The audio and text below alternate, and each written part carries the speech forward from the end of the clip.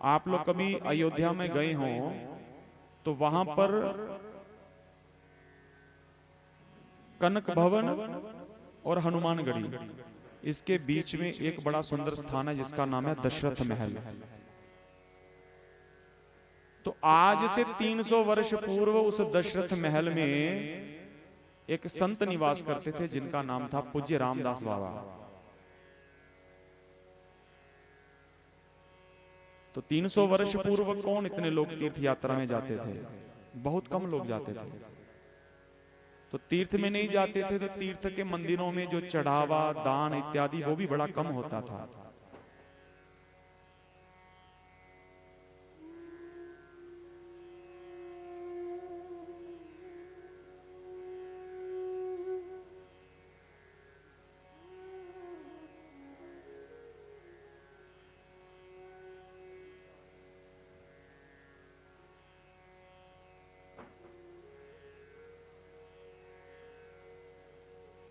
बोले सच्चिदानंद भगवान की। तो इतना चढ़ावा नहीं होता था वहां पे। तो पूज्य रामदास बाबा उस दशरथ महल में हमारे ठाकुर जी, भरत भैया, शत्रुघ्न भैया और लक्ष्मण भैया, इन चारों का शिव विग्रह वहां पर सेवित पूजित था। और चारों माताएं, हमारी मां जानकी, मैया श्रुति कीर्ति, मैया मांडवी, तो सब लोग वहां पे विराजमान थे। और सरकार वहां पे क्या नियम था कि 5 समय का भोग ठाकुर जी को लगाया जाता रोज। और जो कुछ थोड़ा बहुत चढ़ावा आता उसको पास में ही एक पलटू बनिया की दुकान थी, उस बनिया को दे आते। और जितना वहां पे कोई सामग्री जो थी वो ले आते, प्रसाद अमनिया होता, ठाकुर जी को भोग लगता। और जितने संत महापुरुष वहां पे विराजमान हैं उन सभी को भोग प्रसाद के रूप में भोजन मिलता।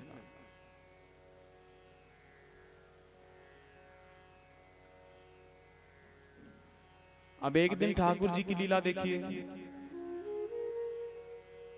पलटू बनिया की दुकान से जितनी भी सामग्री आती, धीरे धीरे करते करते उसकी उधार की जो खाता था वो बढ़ गया और मंदिर से जो धन था वो कम आता था।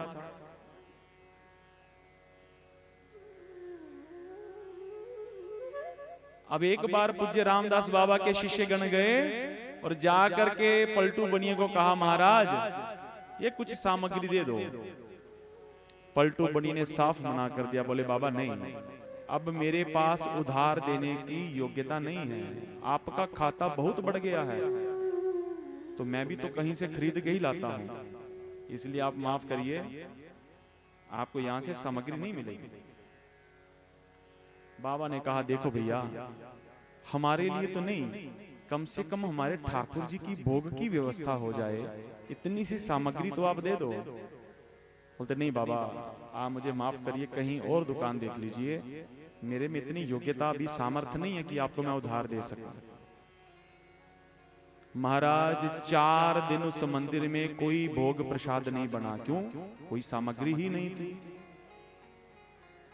अब महाराज ठाकुर जी को रोज जल का ही भोग लगता और जितने संत विद्यमान थे उसी जल को पी करके रात्रि सो जाते और अपना नाम करते।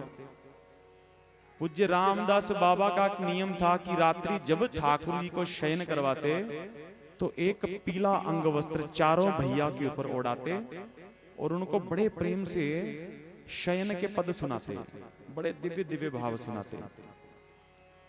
और ठाकुर जी सो जाते तो फिर उस मंदिर से निकलते, पट बंद करते, फिर रामदास बाबा सोने के लिए चले जाते। महाराज 4 दिन ना ठाकुर जी ने कुछ पाया और ना ही वहां के संतों को कुछ मिला, केवल जल। लेकिन रामदास बाबा के मन में ये भाव नहीं आया कि हम लोग भूखे हैं। रात्रि सोते और सोते सोते महाराज नेत्रों से जल बरसने लगे कि हे मेरे ठाकुर जी, हम आपको कुछ 2 दिन से 4 दिन से खिला नहीं पाए, केवल जल ही पिला रहे हैं आपको। इस बात का हमें बड़ा कष्ट है। अपने ऊपर कष्ट नहीं है कि हम लोगों ने कुछ पाया नहीं है, केवल इस बात का दुख है। आप सभी से प्रार्थना, भैया उठ करके जहां जाना हो चले जाइए, जहां बैठना हो बैठे जाइए। बार बार उठ के विक्षेप करेंगे तो रस नहीं बनता है। ये कथा का जो प्रवाह चलता है ये हम नहीं गा रहे हैं, ये ठाकुर जी ही कुछ ना कुछ अपना भाव आप लोगों को सुना रहे हैं। जब एक आदमी उठ के जाए तो कई लोगों की दृष्टि वहां पे चली जाती है और रस का फ्लो टूट जाता है। रामदास बाबा नेत्रों से जल बरसाने लगी और कहने लगे, ठाकुर जी हमें मिले चाहे न मिले, लेकिन हमें इस बात की बड़ी वेदना है कि हम आपको कुछ 4 दिन से भोग इत्यादि अर्पण नहीं कर पाए। महाराज उसी रात्रि मध्य रात्रि को 4 बड़े बड़े सुंदर बालक जा करके पलटू बनिया की दुकान पे गए और जा करके जोर जोर से खटकाने लगे, ओ बाबा, पलटू बाबा उठ।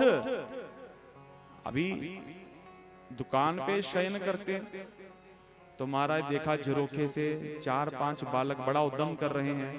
अरे बाबा उठ, जल्दी उठ। हाँ हाँ लाला क्या चाहिए? अरे जल्दी दुकान खोल। नहीं खुलेगी, सुबह खोलूंगा। अरे थोड़ा उजाला तो कर। महाराज जब ही दीप उजाला किया तो पलटू बनी ने ज्यों ही उन 4 बालकों को देखा, महाराज एकदम ऐसे लगा कि मानो कोटि कोटि चंद्र की शोभा उन 4 बालकों में समा रही है।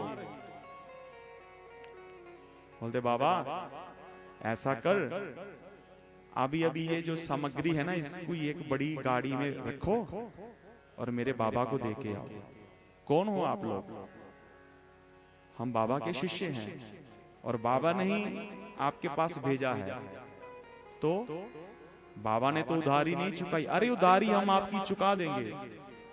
ये लो, वही अंग वस्त्र पीला उसको दिया और कहा बाबा इसके एक छोर में, संत तो कहते हैं उस समय का 2000 रुपया, उस समय का।